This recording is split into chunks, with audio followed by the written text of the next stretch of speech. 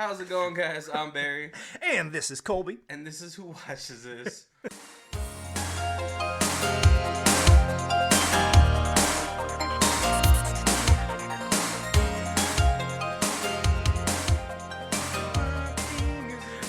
I feel like we should put something else in the beginning there, like, because we're always doing that. Just be like, well, fun fact of the day. A rat's teeth never stop growing. Now, here's our theme music. If you want to, we can add fun facts for the day. How's it going, guys? So we're on the third week of our Nazi zombie movie month. Yep. Not evil Nazi Nazis. zombie. Evil Nazi movie month. Yeah. And actually, so like a really funny thing about Dead Snow 2, which is what we're doing today, is I kept mixing this one up. For the first one, I had actually never seen this one. It was a lot of fun. Yeah, it's funny you say that because I thought this was the first one, and I thought I hadn't seen the second one, but I had seen this one, but I had to go back and rewatch the first one because I was like, oh, I mean, there's a recap, but I was like, I missed something. So I watched them in reverse order. But I had already seen this one. But yes, I thought this was the first one. Wait. So you watched the first one. So you haven't watched the first one then? Yeah. Prior to watching this movie? Yes. So I watched this a second time. Like, the first time was a couple years ago. Yeah. And then so I watched this and I was like, this is so familiar. I know I've seen this before. Yeah. And then afterwards I was like, I looked up and I was like, oh, this is the second one. How did I mess that up? And so then I had to go and then I watched the first one and I was like, I have not seen this. So it's funny because it's just pretty much the reverse happened for each of us. Right. Maybe it doesn't have the word two or the number 2 in the title. It's Dead Snow. No, it has Dead. Oh, Red versus Dead. Red versus Dead. But then usually when like a movie title has something like after the actual title, it's always gonna be a sequel, right? You would think. So oh my gosh, Dead Snow 2 is a 2014 movie that came out in Iceland and Norway. I don't know if it's a joint production. But it's a direct sequel from the first one. Actually, this actually picks up immediately. Yeah, immediately right after. It sort of felt like, like Evil Dead 2. No, wait, Evil Dead 2 was like a direct. It was sort of like a soft reboot. Yeah. Right. Yeah, but this one it definitely just picks up right from the first one. If you guys have never seen the first one, a little rundown of that is that like these people, a very stereotypical horror film of these people go to a cabin in the snowy woods, to go. Just punk kids, huh? Just punk kids. Well, I don't know not punk, college kids. No, they're like 30s. Well, yeah, I guess. Just like it's probably one of those like old friends getting back together doing something. And I don't know. I've never been in a cabin in the woods, so and I think that's why you're still alive. But yeah, in the Dead Snow 1, they go to the woods. It's pretty much the same plot as Evil Dead because they find something and then they touch something that they shouldn't have, and it was Nazi gold. Right. And then out of the mountains, all these Nazis wake up and attack them, and that one's pretty fun too because it has a lot of really gory effects, but then they're all practical. Right. And we're a fan of practical. Yeah. If you don't know that, you should go back and listen to all of our previous ones because we mentioned it in almost every episode. But yeah, and so only really one guy makes it out of there because he finds out that he has to give back the gold, so maybe they won't chase him. But towards the end of that, he accidentally still had one gold piece in his pocket. Yep. And then the first movie ends with the general zombie, Nazi zombie, finding him, and then it cuts to black, and then this is the direct. Right, and he doesn't know he has a piece of gold, so he pulls his keys out of his pocket. He's like, finally, I'm free. I can get in my car. I can leave the mountain. And he pulls his keys out, and a piece of gold falls, and then poof. Yeah. Windows Nazi face. Yeah. So, Kobe, what was your? Oh, I guess it's really hard to say what your first. Do you remember what your first impression was of this film before you watched it? I remember enjoying it. Yeah, definitely a lot of fun. It's because it was on Netflix for a long time. Yeah, I think that's where I saw it. And so, did you just like read the synopsis and then? I'd always heard of Dead Snow, and I think I didn't realize there was a sequel, but I had heard about it being like a super fun zombie movie, and then when I saw it on Netflix, I was just like, there's only one, so this is obviously the one I'm watching. And then like I said, like the recap is well enough done that it like just becomes part of the movie. It's like a little history. Yeah. So I didn't realize that it was just clips from the original movie. Yeah. Yeah. This one I think is a really well done sequel, just because for the fact that like it can almost be its own movie, like standalone. It didn't even have to be a sequel. Right. Yeah, I didn't miss anything originally. Like I said, I didn't even realize that I had missed something. Yeah, because like there's like some movies that start off with like the main character not knowing, like you don't know what happened to him, but he's already like he's been in some shit. Right. And then slowly throughout the movie, like it shows flashback after flashback. This one in the flashbacks, it pretty much recaps a good enough. It doesn't show a lot, but it lets you understand what happened in the first film. Right. Yeah. Yeah. When I remember, I think I remember when I first saw this on Netflix. Well, I saw the cabin one, and I was like, oh, okay, I want to see what Europe got as far as horror films and zombie films. But yeah, it was the first one where they're in the cabin. It was like. It's pretty much just like, to me, it was like, oh, it's Evil Dead, but it's really cool because they're doing like these like practical effects with it. I think the first one subtitled, like the original. It was audio was at least not the one that was on Amazon Prime. was it in English? Was in English, just like this one was. Okay, or I watched both of them on Amazon Prime, and they were both in English. In case you saw either of them subtitled. Well, no, I think the first one was like in I don't know what Norway's language is called. I think in the second movie, the guy's like, I don't speak Thor. Right. Yep. But I think I remember watching it with the subtitles because in that cast there was just no English. There was no Americans in that cast. In the first movie, they're all like from Norway, so. It was like Troll Hunter, I think, the same country that did the... Yeah, so I think it was like in Norwegian? Is that what... Maybe that's... Yeah. Sorry. Maybe they just all have heavy accents, so you were like, let me put on the closed caption. Because, like, in this one, it was a little hard to understand the police officer. Oh. That's like the worst character in this whole thing. Oh, yeah, that guy was an HR nightmare also. Yeah. But yeah, I just remember watching it. It was like a fun watch. And then this one is even better. It was almost like, like a Shaun of the Dead-esque type of zombie movie. Right. Yeah. So let's just get into it. So yeah, we do kick off like from the last film where he's getting in his van and he's trying to get out. The Nazi general zombie catches up to him. And tries to kill him, right? Because he still has a piece of gold.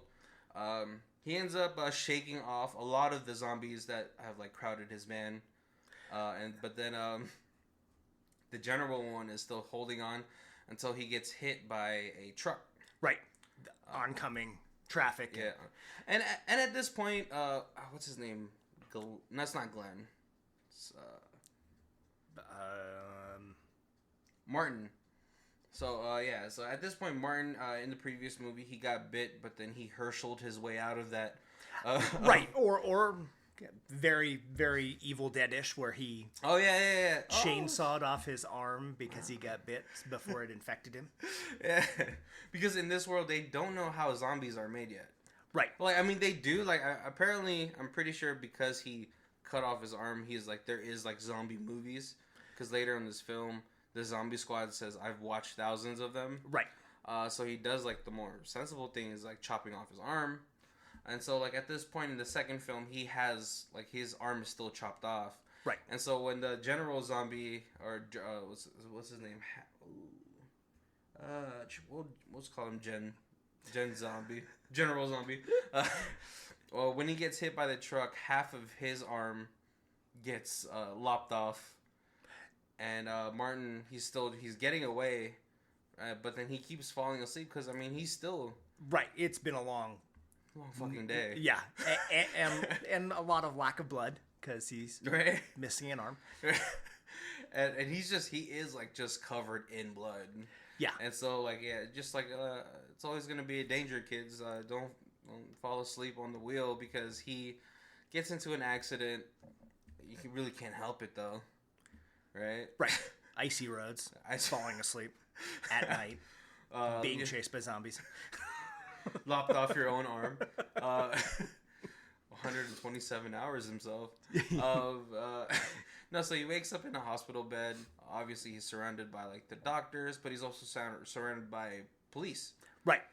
Because they've been to the cabin, and they've seen all the dead bodies, and they don't know the story, but since he's alive, he is suspect number one. Well, especially because his girlfriend is seen with her neck chopped off, or chopped. Yeah. And then on the fingerprints on the axe is his. Yep.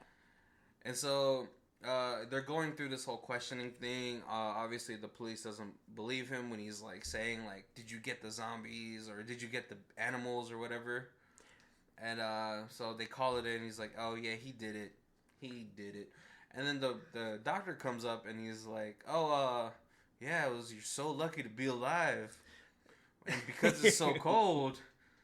we also reattached your arm. Right, your arm that was severed off in the car accident, we reattached, which is it was the Nazi General Zombie's arm, which like doesn't make any sense.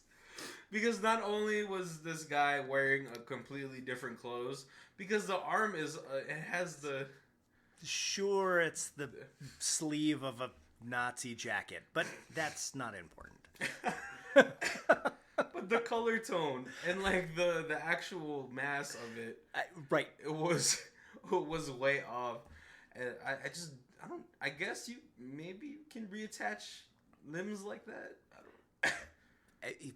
A skilled surgeon. A skilled. And I guess they had the same blood type.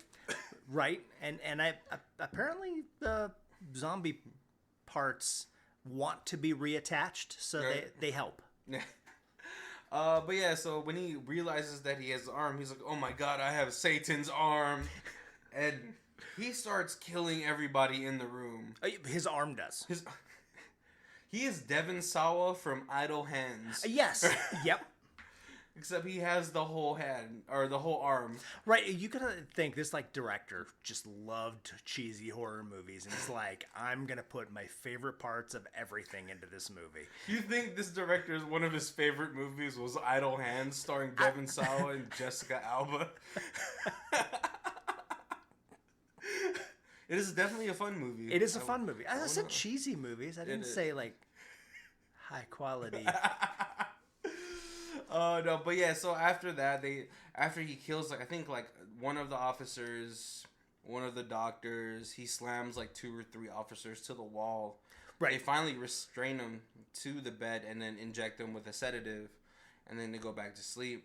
Meanwhile, General Zombie is walking around the Isles of Norway. I don't know if they have isles. It seems Isle-ish. Right? Because we cut to, like, this old couple that are living together. Like, one's collecting the laundry. The other one is looking at porn. And he tells his wife, oh, Bethel, you need to take off your teeth tonight. I want head. But you know what? Good for them. Right? Good for them to still keep doing it at, like, 70 years old. Yep. But at that point, yeah, like, as the moment he delivers that sweet line to his wife, someone throws an actual head. Yep. And he freaks out. He gets murdered by General Zombie. I like that he covers his face with his magazine so that he doesn't see the zombie, like, that's going to make it go away. And so he just gets beat with a hammer through the magazine. repeatedly. And then we got to a scene where the General Zombie is sitting down, his shirt is off, you can see that his arm is ripped off, and then they unfurl an arm from the main guy, from Martin. Yep. And then they reattach it like he's Wolverine. So I said, zombie parts. They want to be back together. This is almost like a zombie supernatural thing. Well, yeah. Okay. And it is the zombie surgeon who's doing it. Did they have one, or was that old guy that was looking at porn? Do you think he was a retired surgeon? Oh, I don't know if they realized that they could make more zombie shit. So I had assumed that it was a Nazi that it was just mad with them? Scientist that was with them. But yeah, we do get a pretty sweet like little special effects of the arm reattaching or attaching itself to its new host. But then like it was like a strange glow because that one glowed like golden instead of like the blue hue, right? That we see later on, and so I thought that like that golden hue was gonna play into it. It doesn't. I also thought they were gonna do something with that later. Yeah, but it doesn't. Like an arm battle, right? Because like you see Martin and his is like sort of going like zombie crazy. Yeah. So I thought like this General Zombie was gonna go more like start turning human or something. I don't know, right. But I don't think we should delve too deep into that's true. The lore of the. The arms are still there, but they don't get burned or anything. So there may be a part 3 eventually. Right. And so after that, we cut to Martin. He wakes up in the hospital at night. He's trying to shake himself off, but he's tied to the hospital bed. Right. More than tied. He is like full on strapped down. Yeah, like the ones you would see like at a mental asylum type of deal. But then he hears a voice out of nowhere, and it's a kid that just snuck into his room. Okay, let me tell you, there's some jump scares in this. Nothing scared me as much as that stupid ass kid popping up from behind the bed. Why? I don't.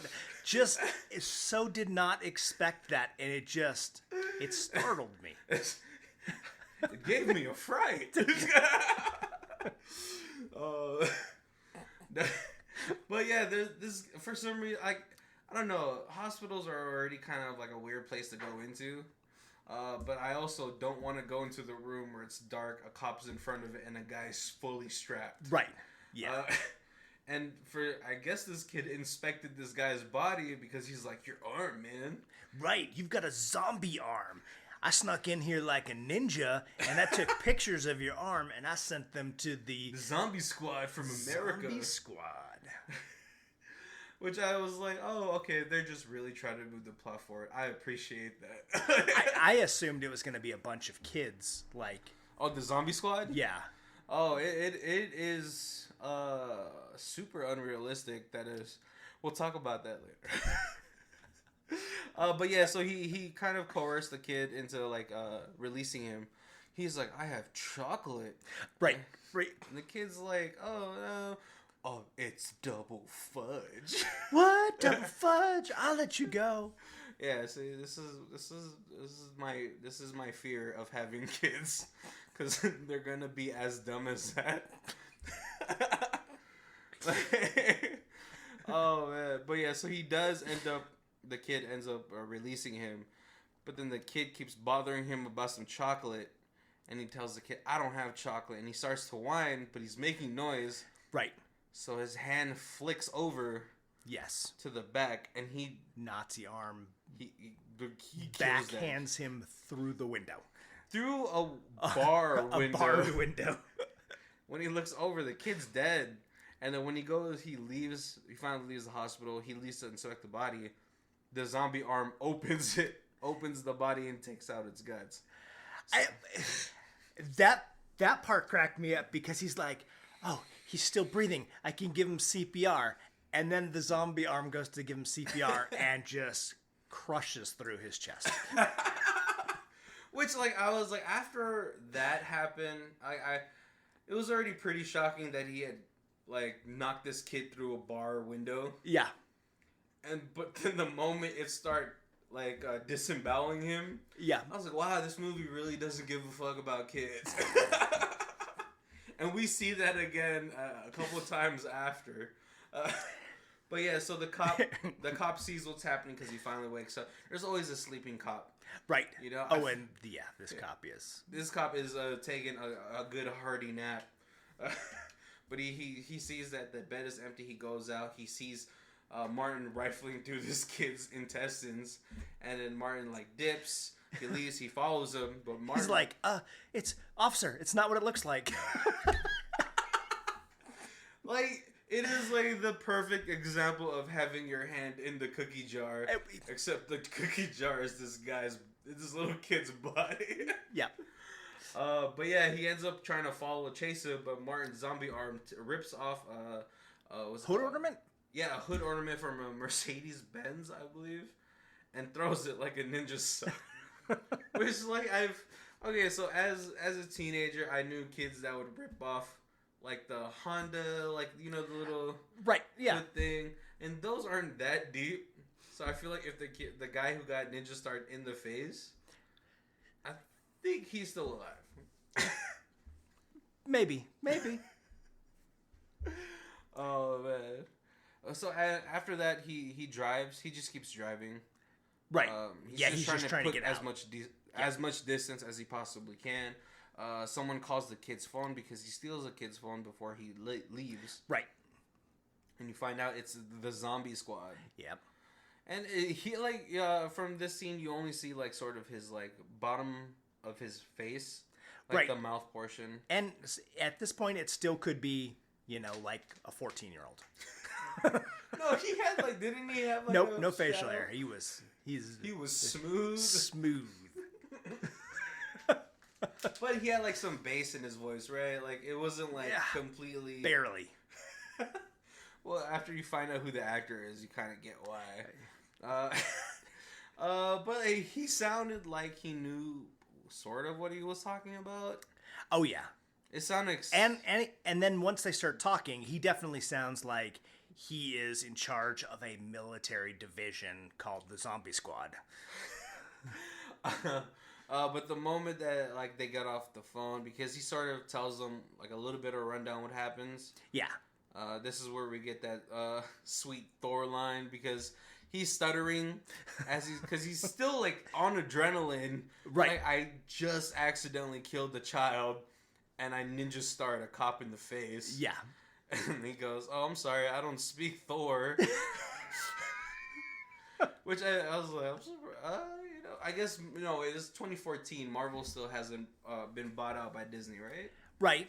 But Thor is a god, so it's technically not copywritten because it can't be, right? Right, because that's one of those few characters that like Marvel has it, DC has it, Image has put out a Thor comic, every small company was like, we could do a Thor. Yeah.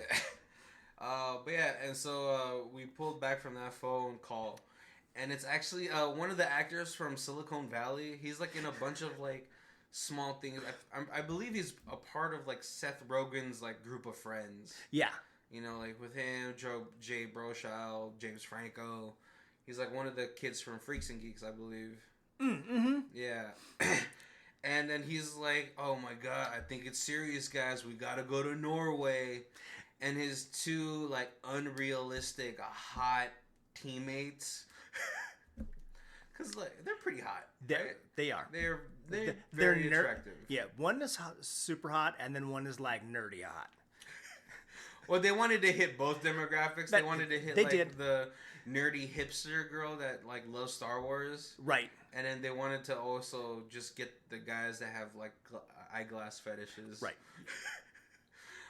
But yeah, one's like the redheaded Star Wars chick, and then one's the hot librarian type of deal. They're trying to like talk him out of it. They're like, "No, dude, we're not gonna go all the way to Norway because this might be a hoax." But he's like, "We've got pictures of the arm. Yeah, it's not a hoax." And all it proves is the discoloration from the arm. Right. But I don't know. No way you could do that with makeup or. Yeah.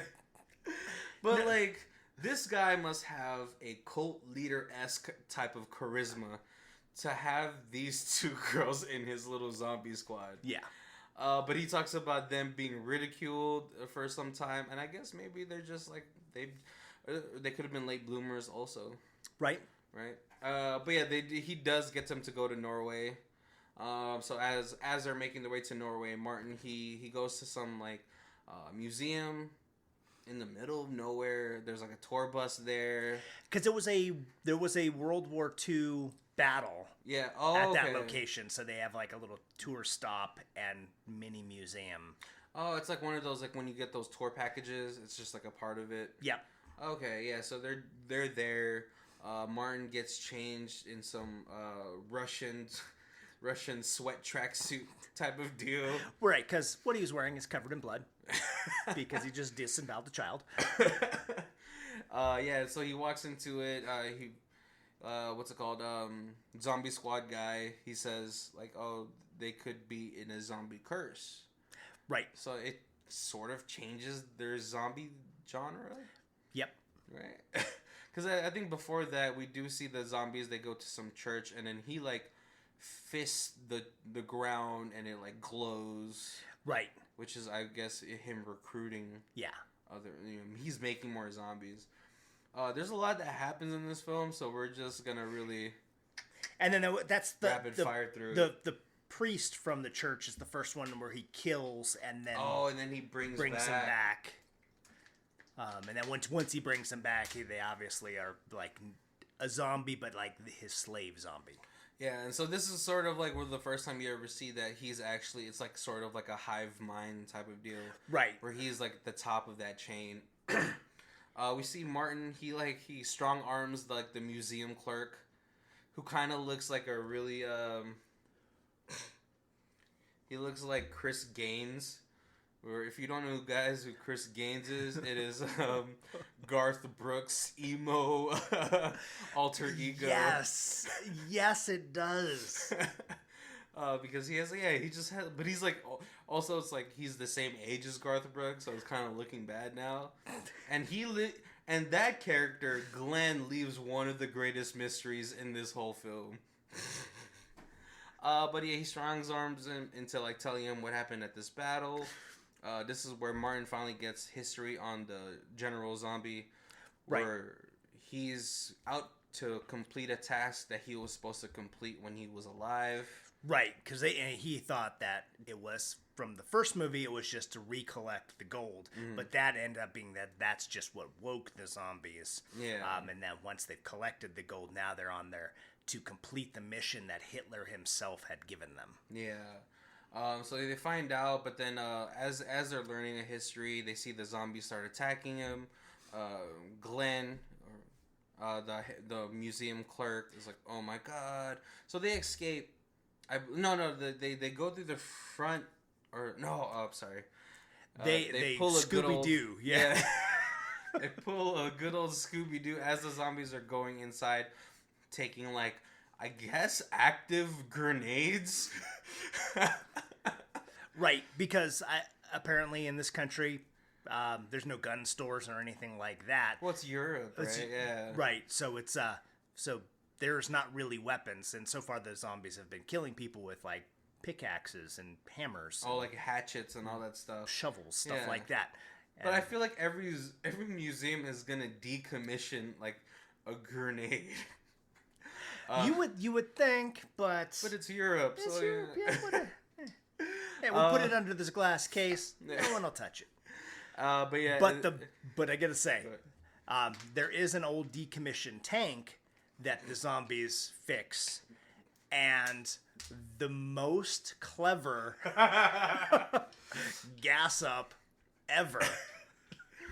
Oh yes, they do disembowel one of the tour groups, and as they take out their intestines, they go each one way. Yeah, and they use it as a siphon hose, which was like, what is he doing? That's exactly what I was thinking. And then they're siphoning the gas out of the tour vans to fill up the tank. Yeah, and so after Martin and Glenn Scooby-Doo their way out of a pickle. Martin actually, he tests out how strong his zombie arm is, and it was like, I think until that point, it was kind of like, this movie's okay. But then the moment that Martin crushes a zombie's head against the tour bus, like, oh man, this movie is dope. During this time too, Zombie Squad has touched down in Norway. Also, I still think they're like, I don't know how fast they got there. Because I think Norway is like 14-hour flight, right? Yeah, quicker than you would expect. Yeah, but then they go to a hardware store because right, and they make a joke about there being no weapons. Yeah, but I it was like a really funny part. It was like very Edgar Wright, which is the director for like the Shaun of the Deads and stuff like that, where when they were like getting all the weapons, and then we had the scene of the receipt being printed out. Just slow, just. But it is very like Edgar Wright-esque. It is, yep. Yeah, so you could see a lot of like these inspirations from like other movies coming up into this film, which it totally works for the film. Right. Yeah, and so like as Martin is testing out all of his like zombie powers, the zombie squad show up and help out, which is like so cool. I think at this point I kind of like. As I was watching it, I was laying down, so I kind of like. Yeah. So they had seen that after the zombie general killed everybody, he would go and basically raise the dead and bring them back as zombies, and so there was a couple dead people still left there, and that's when Martin is like, maybe I have that same power, and then they have the best boy. Or was it a woman? I think it was a woman. I am not sure. Well, no. See, so I think he did that by accident because like her eyes were still open, and so like in movies people always close the eyes of like dead people. Right. So I think maybe that's what it was. But then the zombie kept getting up. Right, and so it first gets up, and it's like, zombie! Yeah. And he kills it. And then he's like, and that's when, well, no, they raise him up again. Right, but that's when the other guy's like... Yeah. The Garth Brooksy guy. Chris Gaines? Gaines. Glenn. Glenn is like, I'm like, it's like, you can't have a Glenn in another zombie thing. What? He's not God. Asian. That's when Glenn's like, maybe you have the same power. So they wake him up again. And as soon as they do, out from nowhere comes an axe. And that's because the zombie squad shows up. They're like, we killed the zombie that was in front of you. Oh, and then they're like, they take a selfie. The first zombie kill for the zombie squad. And at that point, they're kind of like obnoxious almost. Oh, right. Super cocky. But then like, if I was there, I would have been fine because the two hot girls were there too. Yeah. It's like, oh man, whatever. You guys did such a good job. But I think at that point they sort of break down what's happening, that it's a zombie curse. Yeah. And so I guess they do have some history because they're like, hey, there's like because you can raise the dead, and I feel like this is because like they're out for revenge or whatever. Yes. That there is a group of Russian soldiers that never made it home because of these Nazis. Right. And so they make the trip to go raise these Russian zombies. Right. Awesome. And where the general went into the graveyard and tried to raise people actually from graves, they were all decomposed and useless. Yeah. Here, they're like, the Russians are all buried up in the mountains, so they'll be frozen, so their bodies will still be fresh if you raise them. Oh, yeah, that's exactly what happened. But the head of Zombie Squad tasked Chris Gaines and hot librarian and nerdy Star Wars chick to slow the major baddie of the movie down. Right. And so they both split up. Because they need to save time, because they finally Martin finds out where they're heading towards is like some small town in Norway, right? And so they also need backup. So Martin goes to raise these Russian soldiers, and so we sort of get like hilarious antics on both ends, with Martin and the head of the zombie squad. They get stuck in a ditch. Right. Oh, actually, no. Before that, they bring the best zombie the first zombie that Martin raises. The best boy zombie. But there's a scene where where the zombie throws up. And this was like, and then the head of zombie squad's like, oh my god, it's filling the air so fast. But in the moment that the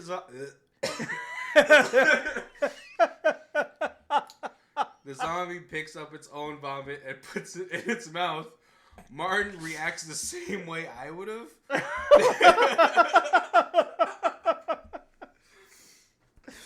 Yeah, it was gross. It was pretty gross. It was pretty gross. It was hilarious though. And also like there's another scene where they get stuck in a ditch. Right. And Zombie Squad is like, oh, if only there's something that we could put underneath this. You gotta jam under the tire, yeah. Oh, so they jam this zombie under the tire, and it's just burning rubber on its body, and we're getting like uncomfortable close-ups of its like head being smushed in a little bit, and it makes whimpering sounds, which makes you feel like it's like an abused puppy. Yeah, it's like an abused pet. It's like, but like you could see the anguish in Martin's face as it's happening, and so he revives it again, which I don't know if it's gracious or if it's cruel at that point. Right. But we also get a cutaway of librarian, Star Wars chick, and Chris Gaines. Because at this point, now the zombies are going through a town and hilariously killing people. Like there's an old couple. This is how you know, like, just this to add to the body count. But this is how you know that this was a good marriage, because this old grandma is taking a bath, and then the old husband is taking a dump. That is disgusting, all right? There is poo particles in the air, sir. But I guess you know what, when you're that age... Comfortable. Yeah. Also, when you're at that age, I'm pretty sure, you know, your prostate needs more time to do it, so that's why he's just chilling on that bathtub. Or that toilet. But then, yeah. So we start seeing zombies indiscriminately killing everybody. They killed a family... which is like fucked up. I was like, oh my god. But when they roll into town, they tank over 3 children in a sandbox. There is just no mercy in this film. Yeah. What else? Director, not a fan of kids. As am I. I was kidding. They even shoot a tank at 2 women running away with their children in the stroller. Yeah, so yeah, it was pretty harsh raid on this small little town. Yeah. But as they're doing that, Librarian, Star Wars, and Chris Gaines are just like watching, and they're trying to find a way to slow them down. Chris Gaines tells the Librarian and Star Wars that there's a marsh or like a swamp that they're gonna have a hard time getting through, so we'll have time there. But then the 2 girls are like, hey, you should distract them. I mean, it's your town, right? Right. Isn't there anybody in that town you even care about anymore? And I'm pretty sure. Okay, so the beginning of the mystery. Oh, it's not a hard mystery. You just never got to confirm it, which really sucks. Because he says that, oh yeah, there's a girl that I like. She's got long hair and big boobs. That's exactly what he says. Yeah, right? It just reminds me of the scene from Wild Wild West when Will Smith is like, you've never touched a woman's breast, haven't you? He's like, what are you talking about? It feels like a big bag of sand. Oh, no. That's from 40-Year-Old Virgin. Yes. When Steve Carell is like, yeah, I love breasts. It's like a bag of sand. I'm just mixing those 2 scenes up because Calvin Klein had a bra that was just filled with a bag of sand. Yes. Yeah. But yeah, so they do end up convincing Chris Gaines to sort of like tag one of the... Oh no, like he stops in front of the... Right. The tank. And taunts them. Throws a rock, kills one of the zombies. And then they start chasing him through this marsh. It's a pretty intense scene because he's like dodging them. I think they're also throwing bombs or something at him. But he does get away. There's a couple close calls too, but his jacket just gets snatched. And then that's when you realize that the girls are pretty smart, and they have made from fertilizer. They have made their own little grenades and bombs that they're throwing back at the oncoming zombies. We just have names for those. I feel like that's like a domestic terrorist waiting to happen. She's making fertilizer bombs. I think they flag you when you buy it in that amount. It was Norway, right? It's the first time they did it, so who knows? Norway doesn't have people like that in their country. But yeah, no. So they did set up a couple traps, right? And so like it gave Chris Gaines time to get away, but then they start getting shot at with a tank. Yeah. And at that point, I was like, I think you guys are just wasting way too many bullets on this. There's only 3 people, and they shot 5 rounds. At this point, just keep on driving. Yeah. And so we cut back to Martin and the head of the zombie squad, and they're at the battlefield where the Russian soldiers had died. Martin is just like, how do I do this? And he's like, I don't know. He's like, right, because he's like, it's going to take forever if we dig them up one by one, because there's take weeks. 100 people out here. But then his hand is like twitching. It's like, oh, let me do it. And he pretty much jacks from Mortal Kombat the ground. And that part was actually really cool, like as far as like graphics wise goes. And it resurrects a whole bunch of just all the Russian soldiers. Soldiers. And I'm gonna let you know right now, the head of the Russian soldiers has the sweetest jacket. I want that jacket so much. It's too hot to wear in Las Vegas. Yes. But I will get a good month with it.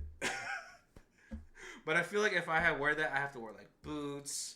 And I have to complete the whole outfit. I can't like wear that sweet Russian jacket with that chinchilla trim.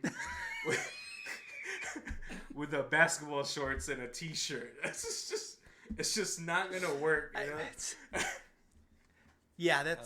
a little. But the head of the Russian zombies goes up to Martin, and Martin's nervous because he's like, I don't know if he's gonna fucking follow my orders. Right. But because he's the one that resurrects them, they look at Martin as a master, and so they I think it's like a hive mind. They all know what he wants. And so the German soldiers finally get to the town that they were supposed to destroy. And at this time, Martin has evacuated the town.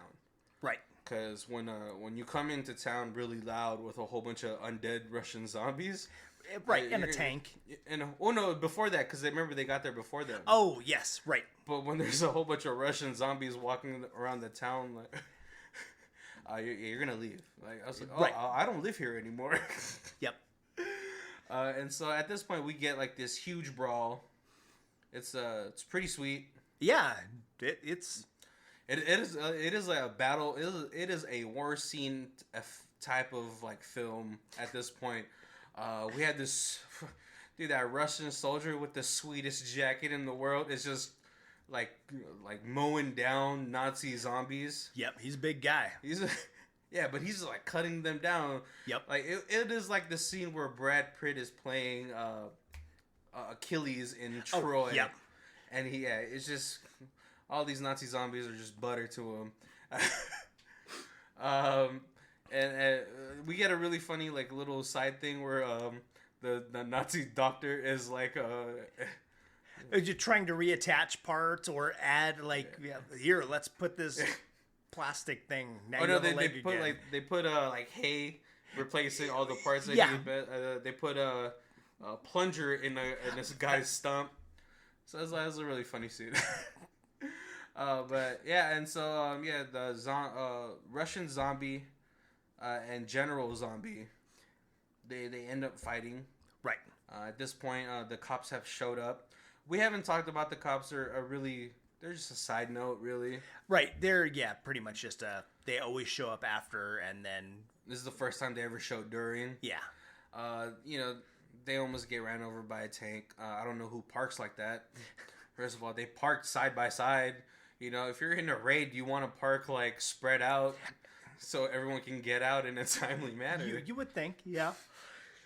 The Russian zombie is killing killing this General Zombie guy. But before he can kill him, one of the General Zombie's main guys gets him from the back.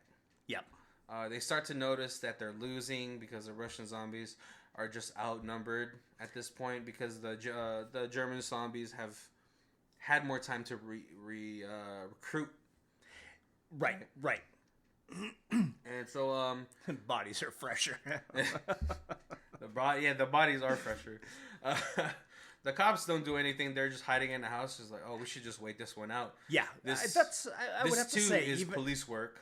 Even if I was a police officer, I think hiding from two battling zombie clans, I feel like, not getting in the middle of that's a good idea. But if I see like two hot girls like whooping ass, it's just like, oh, I have to get out of here. Oh, that's right. Because I was like, I can't let these two American girls outshine me. Right. But that main cop was not going to do that. We actually, what's it called? The head of the zombie squad. I'm gonna call him Frames because he has glasses. At this point, it doesn't really matter what I call him. He's actually, he actually has some pretty sweet zombie killing moves. Right. I really wish they played Hammer, like a MC Hammer song, while he was killing those zombies with the two hammers. But yeah, Martin sends him to go take care of the tank to maybe stop it. At this point, too, Russian zombie, he is dead now. And this is where we learn that Martin has to kill the head of the zombie, or the general zombie, for all the other zombies to die. Right. Because the general zombie is the hive mind for that group. And so Martin and General Zombie are getting in a scuffle. Martin's getting his ass kicked. Pretty good, yeah. I think there's a really funny scene where General Zombie throws him up into the ceiling, and then Martin falls from the stairs. These are all like really old Buster Keaton gags. Totally, but well done. Yeah, well done. That it doesn't look forced because it was funny. I chuckled when I saw that scene. But yeah, they're fighting. Head of the Frames, zombie squad head leader is in the tank. He shoots two of them. He's like, "Oh, come on, guys, no seatbelts." Pow pow. He gets in a scuffle with the third one because I think you need like 4 or 5 people to operate a tank, right? Apparently. But yeah, he gets sort of stabbed. The girls are. But yeah, there's kind of been like a number 2 zombie that's got an eye patch. Yeah. Yeah. And this is the one he's fighting. Since he's the leader of the zombie squad, he's kind of like the number 2. Yeah. To Martin. Yeah. So yeah, it's appropriate that those guys fighting. Are having their battle fight or their boss fight. At this point, Librarian, Star Wars, and Chris Gaines are getting outnumbered. Right. And Chris Gaines... And they were kicking some ass, but... Yeah. But it's just as the Russians slowly are getting defeated, yeah, the numbers of Nazis are just... Yeah. And this... numerous. Yeah, and at this point, you feel like, okay, like, oh, maybe they just need time. They're going to make it. And at this point, Chris Gaines, he's sort of not feeling like he's going to make it. So... Yeah. I'm pretty sure for the first time, Chris Gaines was going to say that he was gay. Right. But he never gets that chance because he gets stabbed through the throat. Oh. Right as he's like, I have to tell everybody my secret. Before I die, I want the world to know that I'm good. Yeah. And then, what's it called? Frames, He's starting to get overpowered because a screwdriver. He lets himself get stabbed with a screwdriver. He doesn't let himself get stabbed. He just gets overpowered and go ahead and stab me. It's only a screwdriver. Martin is getting his ass whooped in the house. I mean, I think at that point his head was like on one of those electric skillets. Yep. So he's all jacked up on his face. But before General Zombie could kill him, the house. The tank plows through the house. And apparently Norwegian houses not strong enough to withstand a tank. I'm pretty sure American houses aren't strong enough. That is probably true. What's it called? But because of that, Frames gets the hammer that he was reaching for when he was getting choked out by Eye Patch Zombie. Yeah. And so he's able to defend himself and kill that zombie. General Zombie and Martin get up on the tank, and they're fighting on the tank. On the hood of the tank, yep. And unfortunately, finally, Best Boy, who saved Frames from getting attacked by another zombie, is ran over by a tank. Yeah. But he does kill a Nazi priest. Right. And with a rock. Yeah, but you felt bad. I was like, oh, but you know what? Maybe now he can finally rest and be okay. And so we're like sort of reaching to the end of the film. Martin ends up killing Eye Patch Zombie. The tank comes to a halt. The girls are being surrounded, but they're still defending themselves against the Nazi zombie horde. And as Martin is saying a speech, like asking General Zombie, why couldn't you have just stayed in the mountain? Right. Oh, it's because you got too greedy. That's why you guys lost. You do know that, right? You guys did lose. Yeah. Why? Because of your greed. And at this point, you feel like he understands what he's saying, right? Yeah. But then Martin, what's it called? Frames, still in the tank, loudly moves. I don't think there's any way to silently move a tank. Like the turret. Yep. Yeah, I don't think there's a silent mode. But as he's taunting General Zombie, it gives Frames a chance to blow his head off. Yep. And then after that happens, the girls are safe from being killed because all the other Nazi zombies die. They fall to the ground, and then they meet up one more time. And after that, they go their separate ways. Right. Yeah. Yeah, you get the impression, like, it's so weird, like, that the Star Wars girl super likes Martin. Yeah. And then so Zombie Squad, the other two are all like, go ahead, go. Yeah. You can do it. Go talk to him. And she walks over and she's like, may the force be with you. And then turns around all giggly and walks away, and they're like, that was it? What? Well, Librarian is like, out of all of the thousands of lines you could have done. Yep.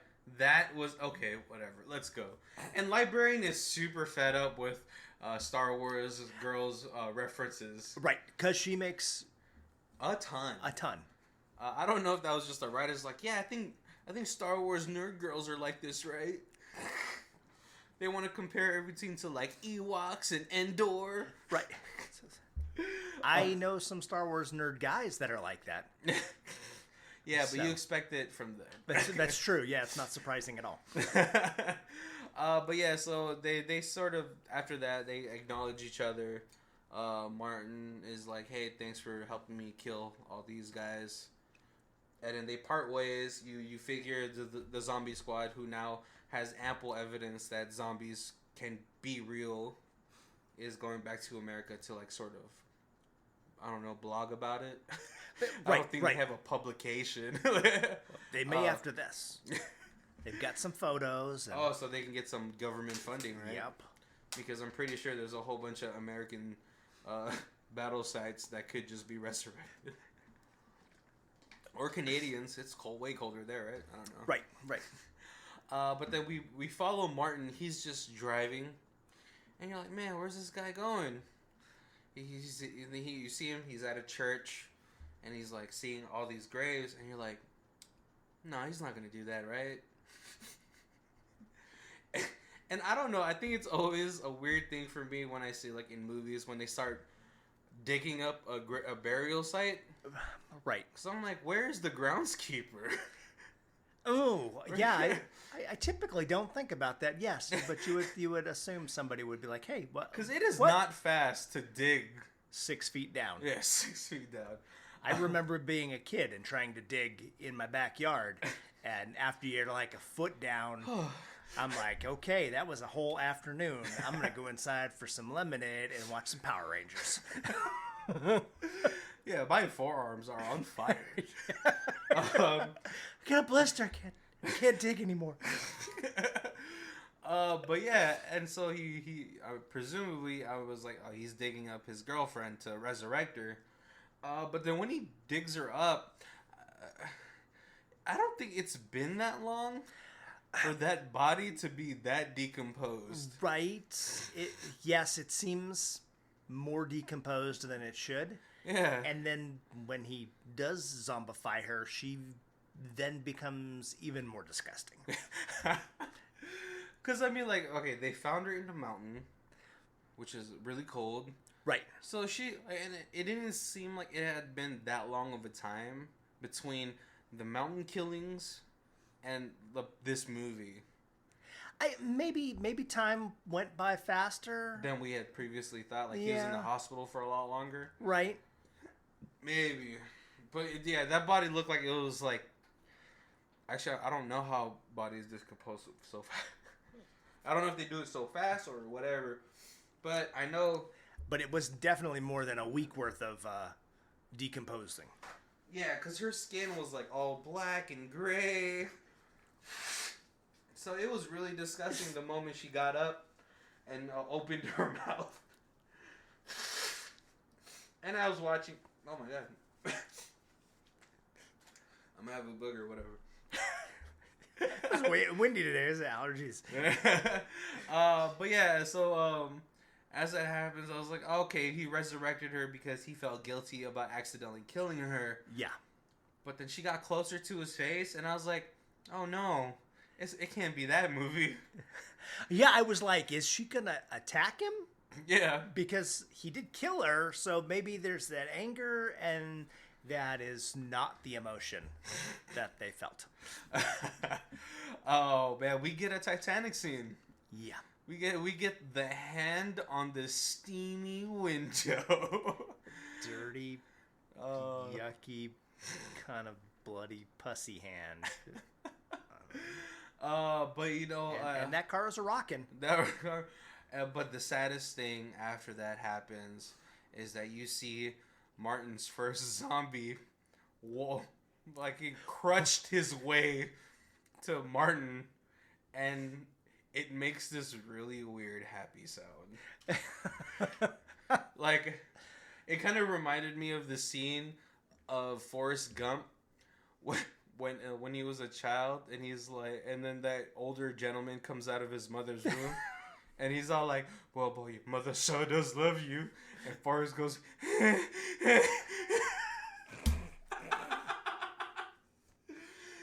This is what I'm saying. This is where it harkens into the hive mind that maybe his pleasure is their pleasure. Oh, I didn't go that far. I was thinking he was happy for his master to get his woman back. No, maybe. That there was hive mind sharing of pleasure. Oh. And then the movie just ends right there. But... Oh, is there more? There is a post-credit scene. Oh, see, now I gotta go back to it, because before I finished this movie as Kobe got to the house, so go ahead, can you please talk about the scene? So it runs the credits, and then credits end, you see a Nazi mad scientist, doctor guy. Oh, he's still alive? He's still alive, and he's like moping through the woods, and then he kicks a rock, and the rock is the head of the zombie general. Oh, where he got shot by the cannon. Yeah, and it just blew his head back to the mountain. No, see, no, okay, no. If you get hit with a tank bullet, there is no leftover like residual. There's probably just a fine pink mist, right? But. So that's where the photo of the DVD is from. That's why it's just the head? Yes. Oh, okay. So presumably there could be a third movie. Right. I don't know, it's been 5 years. So going way back to the beginning of this whole conversation, yeah. It ends like that, and then later on I hear that there's a 2, so I assume that that's where the 2 came from, not that I am watching part 2. Okay. But now it's been 5 years, so I don't know if they're going to do a Dead Snow 3, right? Probably not, but I'd go see it. Of course you would. Or rent it, or whatever, stream it. Or... Kobe, what were your favorite parts of the film? when he crushes the kid's chest, like he's like, I'm gonna give you CPR, and then he just pounds through his rib cage. That part. There's some like really small, like little subtle jokes. Like he like at the beginning when he's getting attacked, like the zombies are attacking him through the window of his car, and he's only got the one arm, and he reaches over and he starts the car, and like this like yodely high mountain music starts. Yeah. And then, like, the zombies are grabbing him, and you see him reach over to shift into gear, and then he stops, and he reaches up, and he turns the music off before he shifts. Oh, yeah, it was like a good subtle scene, like, you're like, because then, like, if you think about the gravity of the moment, is that he hated the music more than him almost dying. Right. Oh, man, yeah, there's that, I mean... But the death scenes, there was so many great death scenes, especially in like the massive battle. Like it was like the battle against like Marvel Ultron. You know, there was just so many people getting killed in the background and stuff. Oh no! One of my favorite kills in this film was when the Nazi zombies raided the town. Everyone's trying to escape, and it seems like this daughter is trying to wheelchair her mother out of there. But she notices that she can't do it, and her fight or flight response kicked in, and she left her mother. Right. And as she tries to wheel herself out of there, she tips over, and then the zombie just Bruce Lee stomps her head. It is so brutal, this film. Yeah, just like sort of like for me, like it was like the Buster Keaton moments where like he knocked him to the ceiling and he fell down. Yeah. Or at the beginning of the film when the zombies were trying to get into him, one of the zombies like guts got caught into like I think the door, the lock, or whatever. And as he was driving away, it was just pulling everything. There's a lot of like slapstick comedy in this one. Mm-hmm. Yeah. Any other moments? Oh, it was so much. The truck driver, it's like redhead, big beard, like just totally like lumberjack, and he's like hardcore rapping. Oh, I thought you were gonna say at the moment he gives the zombie CPR. He gives the zombie CPR. Like you just for him in his mind, he just hit a person full force with his truck. Right. And CPR is gonna save him. Yeah, there's like moments like that. I mean, just the Scooby-Doo moment where they pretended to be statues. That was, yeah. It was like a tense but hilarious moment. Oh yeah, this movie it definitely warrants a rewatch just so you can catch more like little nuances, because I feel like that's what this movie had. So much, yeah. I also, because I feel like foreign films, like, you know, movies like from the UK or anything, they don't put everything in front. Like, they don't showcase it to you. Like, isn't this funny? Right. Don't spoon feed it like directly. Yeah, they don't spoon feed it, because I'm like, yeah, just like you said, like that moment where he was reaching over to hit the gear, but instead he turned off the music. It's like, when you watch it, you don't think about it, but when you think about it, it's hilarious. Right. Yep.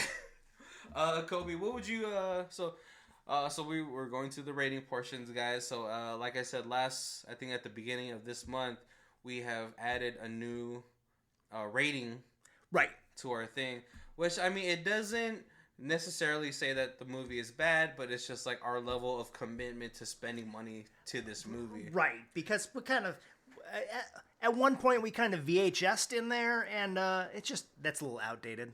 I know. So I'm pretty sure there was update to streaming. I'm pretty sure there was a couple of kids that were born in 2003 that was like, "What's a VHS? Grandpa, did you also buy a malt shake at the pharmacy?" So yeah, we have added Stream It as sort of our lower tier version of this film. So we do Stream It, use DVD, new DVD, use Blu-ray, new Blu-ray, and at the ultimate triple S class, Ultimate Box Collection. Ultimate Box Collection. Kobe, what would you put this at? Man, I really enjoyed this, and it's like you said, it's got some real replay value. Mm-hmm. Kind of like I always say, like I enjoy a movie that is, you can kind of jump in and you can miss a little bit and you don't miss everything. Yeah, like this is definitely something like you have like a party and you have like people playing board games or something. You could throw it on in the background and people could pay attention for a little while and then go back to whatever they're doing. You know, get their Totino pizza rolls out of the oven and then go back to the movie. Yeah, but definitely like I would love to have this in my collection. Like I said, I did stream it because that was the easiest place to find it in a short notice. In a week notice. Yeah. Man, I don't know if I would go ultimate box set, but there is a couple parts. Oh man, if it was a trilogy, I think I might actually go as far as to do that. Right. You get like a 3-parter and then Yeah, it would. That's what I would say too. I would probably used Blu-ray. Used I Blu-ray? would like to see if there was some kind of special edition, special features. I can't imagine that there's not bloopers. Oh yeah. Same for me. Actually, I'm leaning more towards new Blu-ray. Yeah. Yeah. I just really enjoyed this film. It just because it kept. Like it was, the first one was a little bit more serious. It wasn't as like that one. The first one played up the horror angle of it all, right? But this one, it totally took the Evil Dead direction, where the first Evil Dead was like more serious, but when you got to the second one, it really fell into the campiness of what it was. This is a little more Army of Darkness kind of. Yeah. To the Evil Dead. But yeah, like, but honestly, yeah, like you said, if this was a trilogy. And they would the trilogy, the Ultimate Box Collection container was the gold yes, the gold box. Yep. Awesome. I would definitely buy Ultimate Box Collection. But as it stands right now, I would totally buy this new Blu-ray. I think I'm leaning towards that just because like those are the like movies I really love, like Cabin in the Woods, Forrest Gump. Those I have all in Blu-ray, like Pacific Rim. Blu-ray, right? And I bought them new Blu-ray. It helped that it was on sale because I am cheap. But yeah, I hope you guys really enjoyed this episode. I hope you guys watched the film before we did this whole review. And like we said, not necessarily. You don't have to necessarily watch them in order. Yeah, because this is a great as far as a standalone.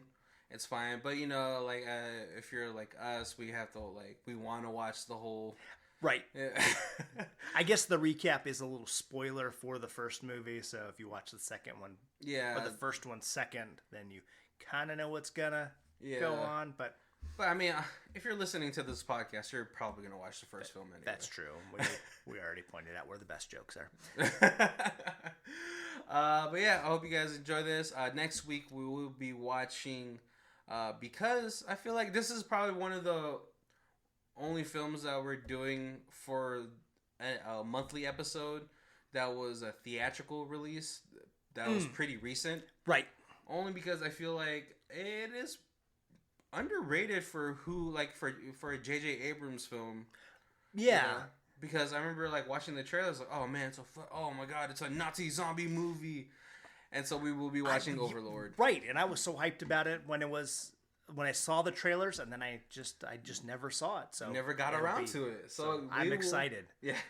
And next week, and for that episode, it is a pretty long movie. I think it's hovering around a 2.5 hour or maybe less mark. So that one we're not gonna recap it as hard as or as detailed as we tend to do. Some of these, yeah. I mean, even these episodes, we really skim over. Right. And I'm trying to, really cut down more so we can actually go through maybe, a 30-minute session of talking about the film, and then we could discuss more after. Right. So I'm going to try that new format for next week's movie, J.J. Abrams' Overlord. Oh, yeah. I really want to make sure it's J.J. Abrams. I don't want to look like a fool. Yeah, but have you? I feel like we could still. Yeah, I might just try to get that on Redbox. Cause it might be still. Yeah, we can probably have if we do over on Friday to have it sent to a box near us. That'd probably be one of the easier ways to do it. See, oh no, actually it's 110 minutes, so it's almost 2 hours. Yeah, but that's still pretty long, and it is a pretty detailed film. So we're really just gonna hit some key points, and then that way we could talk about a lot of the other things that happen in the film. Yep. All right. So I hope you guys enjoyed this. I'm Barry. And I'm Colby. And this is Who Watches This. Our theme music is by Lee Rosevere. It's called Arcade Montage. You can find it on FMA.com under the album Musics for Podcast 3. Thank you.